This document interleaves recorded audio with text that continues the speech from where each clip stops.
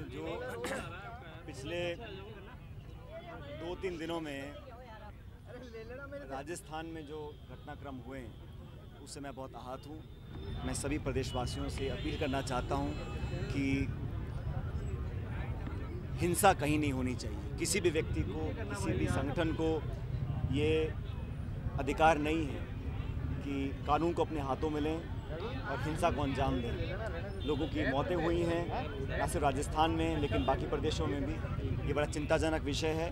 मैं उन्हें अपील करना चाहता हूं कि सौहार्द बनाए रखें, प्रेम भाईचारा बनाए रखें और हिंसा को अंजाम देना किसी समस्या का समाधान नहीं है। प्रदेश के अंदर मुझे लगता है कि सरकार फेल रही, क्योंकि आंदोलन हिंसक हो सकता है या नहीं हो सकता, उसका रिएक्शन क्या होगा, उसके लिए कोई तैयारी सरकार ने करी नहीं थी।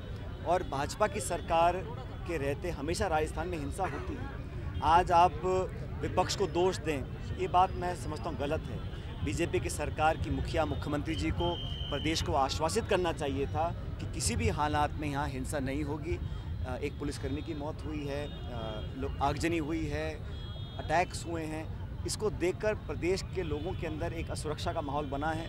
मैं चाहता हूं कि मुख्यमंत्री जी और प्रदेश की सरकार हम लोगों को आश्वासित करें कि वो लॉ एंड ऑर्डर को मेंटेन करेंगे। ये बड़ा दुखद हुआ है जो हुआ है, मैं इसकी निंदा करता हूं और उम्मीद करता हूं कि बहुत जल्द नॉर्मलसी वापस लौटेगी और इस प्रकार की घटनाएं हमें दोबारा देखनी नहीं पड़ेंगी।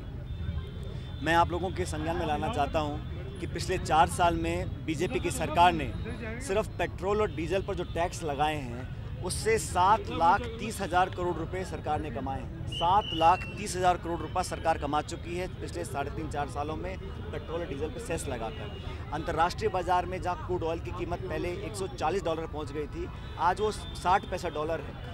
इसके आधार पर आज पेट्रोल डीजल की कीमत प्रति लीटर 35 रुपये होनी चाहिए, लेकिन सरकार लगातार अंतर्राष्ट्रीय बाजार में दाम गिर रहा है और यहाँ पर हम लोग उपभोक्ता ज़्यादा दाम दे रहे हैं। ये बड़ा गलत है। सिर्फ पेट्रोल के ऊपर जो एक्साइज ड्यूटी बढ़ाई है पिछले 4 सालों में, उसमें 211% का इजाफा किया है और जो डीजल पर एक्साइज ड्यूटी बढ़ाई है 443% का इजाफा हुआ है। तो एक्साइज बढ़ा रहे हैं, ड्यूटी बढ़ा रहे हैं, सेस बढ़ा रहे हैं, वो तब जब अंतर्राष्ट्रीय बाजार में दाम कम हो रहे हैं। पेट्रोल डीजल हर व्यक्ति के आम व्यक्ति के जीवन को छूता है। स्कूटर हो, मोटरसाइकिल हो, ट्रक, ट्रैक्टर, गाड़ी, कुछ भी हो, बसें हो, और इससे हर चीज़ महंगी होती है। सरकार का ध्यान ना तो अर्थव्यवस्था पर है, ना रोजगार पर है और ना महंगाई के ऊपर है। बढ़ती हुई महंगाई लोगों के घर के बजट को बिल्कुल तबाह कर देती है। राज्य सरकार ने जो कटौती करनी चाहिए वो नहीं कर रही है। बीजेपी की सरकार ने पेट्रोल के डीजल के दाम बढ़ाकर 4 साल के सबसे ऊंचे स्तर पर है। इसके विरोध में प्रदेश कांग्रेस कमेटी ने प्रत्येक 33 जिलों मुख्यालयों पर आज पुतला दहन का धरना का कार्यक्रम रखा है। आम जनता की आवाज़ बनकर हम लोग सड़कों पर उतरे हैं और मैं आश्वासित करना चाहता हूं प्रदेश के लोगों को कि राजस्थान और केंद्र की सरकार की नींद हम खोलकर रहेंगे और जनता के हित के जो कार्य हो रहे हैं इस पर पूर्ण विराम लगाना पड़ेगा।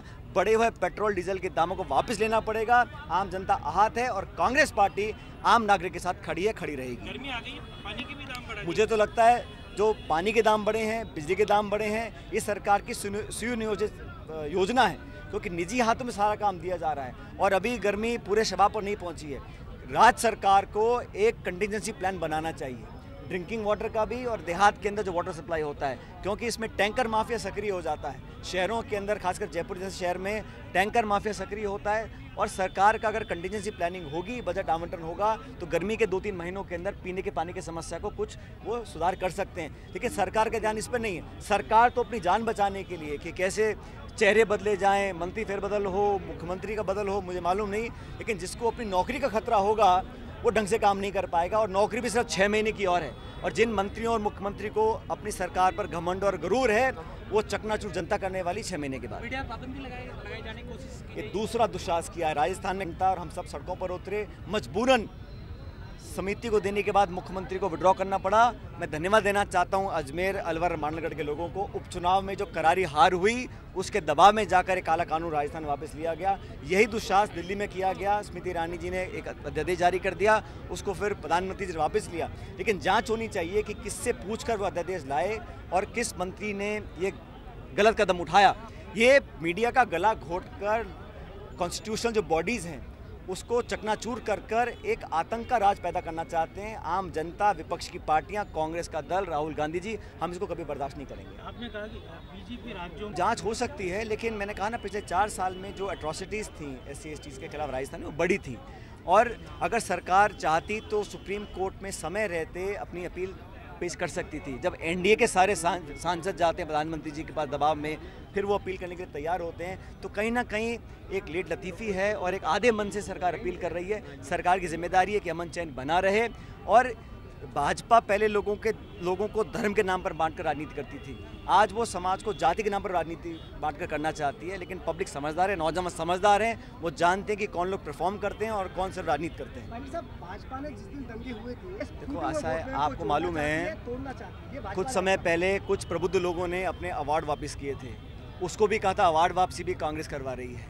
फिर जो भी वो काम नहीं कर पाते हैं, अब कहीं हिंसा होती है या कोई वर्ग आंदोलित होता है, उसमें कांग्रेस पर दोष डाला जाता है। जो खान का भ्रष्टाचार किया उसमें कांग्रेस आरोपी थी क्या? काला कानून आप लेके आया उसमें कांग्रेस आरोपी थी क्या? तो विपक्ष को आरोप देना बीजेपी की आदत है, क्योंकि बीजेपी बहुत साल विपक्ष में रही है, लेकिन 4 साल में सत्ता में रहे हैं। उन्हें मालूम नहीं है कि सत्ता का वजन कंधों पर कैसे उठाया जाता है, इसलिए उनको नींद में भी कांग्रेस याद आती है। मुख्यमंत्री का स्वराज गौरव यात्रा जो है वो सब फेल होगा।